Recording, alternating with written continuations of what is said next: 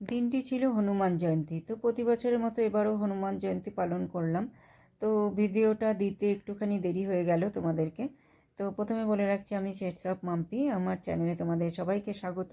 আর চ্যানেলটা এখনও সাবস্ক্রাইব না করে থাকলে আমার চ্যানেলটি সাবস্ক্রাইব করে বেল আইকন টিপে আমার পাশে থেকো। তো সকাল সকাল রান্নাঘরে চলে আসলাম। এসে আজকে আমি অন্য কোনো খাবো না আর কি, তাই সাবুদানার পায়েস আর গোলা রুটি টাইপের বানালাম আর কি। তো বানিয়ে টানিয়ে তারপরে রেডি টেডি হয়ে সব কিছু গুছিয়ে টাছিয়ে আমি মন্দিরে চলে আসলাম। এখন এখানে মন্দিরে সব গুছিয়ে দিচ্ছি পুরোহিতদেরকে। পুরোহিতরা সব মানে পুজো করে দেবে আর কি। তো খুব ভালো লাগে, শান্তি মতো নিজের হাতে মানে গুছিয়ে দেওয়া যায় আর কি এই মন্দিরে। আর অন্য কোনো মন্দিরে গেলে তো ওই ভিড়ের মধ্যে ঠেলা ঠেলি করে ওইভাবে মানে শান্তি লাগে না পুজো দিতে, তাই না?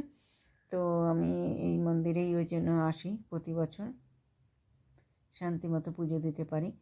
তো এখানে পুরোহিতরা সব সময় বসেই থাকে। তো এই যে পুরোহিতদের কাছে পুজো টুজো হয়ে গেল। এখানে বজরংবলির পুজো দিয়ে তারপর পাশে মহাদেবজি আছে, মহাদেবেরও পুজো করতে হয়। তো সেখানেও মহাদেবকে পুজো করে তারপর আমি এখানে দীপ জ্বালাতে চলে আসলাম। অশ্বত্থ গাছের নিচে দীপ জ্বালাতে হয়, তো দীপ জ্বালিয়ে টালিয়ে তারপরে আমি ওখানে হনুমান চালিসাটা একটুখানি পড়ে নিলাম। হনুমান চালিসা পড়ে টড়ে তারপরে আমি বাড়ির দিকে এখন যাব। হয়ে গেল আমার বাড়িতে গিয়ে তারপরে আমার পিসির বাড়িতে গেলাম। পিসির বাড়িতে সবাই মিলে চলে আসলাম। এটা হচ্ছে আমার জেঠি, দিদি সবাই আছে, সবাই মিলে চলে আসলাম। তো এই দেখো ইস্কন মন্দিরে চলে এসেছি। এটা হচ্ছে শিলিগুড়ির ইস্কন মন্দির। তো কে কে এসেছো? যারা শিলিগুড়িতে থাকো নিশ্চয়ই এসেছো মন্দিরে। তো আমিও অনেক দিন আগে এসেছিলাম, তো অনেক দিন পরে আসলাম, দেখলাম অনেক কিছু হয়ে গেছে আরও নতুন নতুন। তো ভাল লাগছিলো বেশ দেখতে।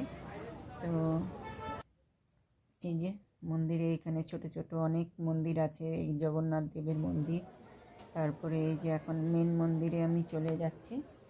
মেন মন্দিরে গিয়ে কিছুক্ষণ সময় কাটালাম একটুখানি।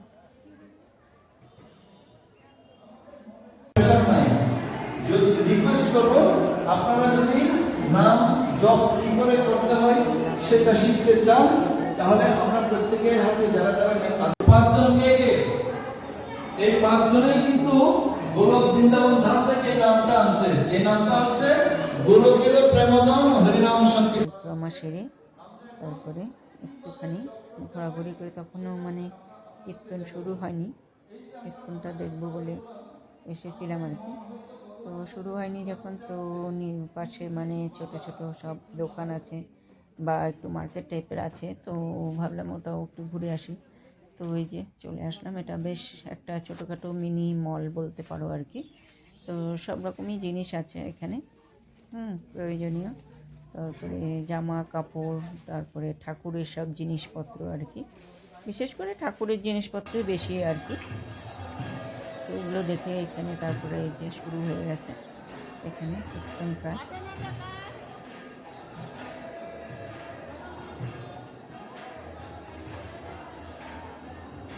তো ভিডিও কেমন লাগলো? ভালো লাগলে লাইক কমেন্ট করে শেয়ার করে পাশে থেকো।